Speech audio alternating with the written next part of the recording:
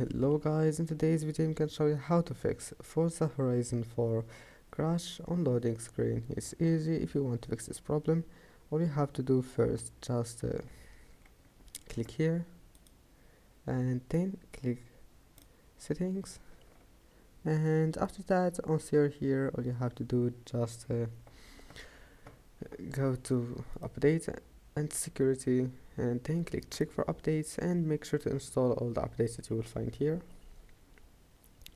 And after that, close this window and then go to task manager. Now go to startup.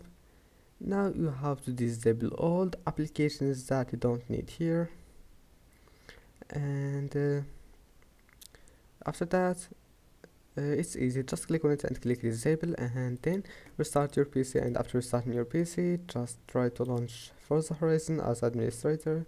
And that's it. Don't forget to like and subscribe, and see you in the next video.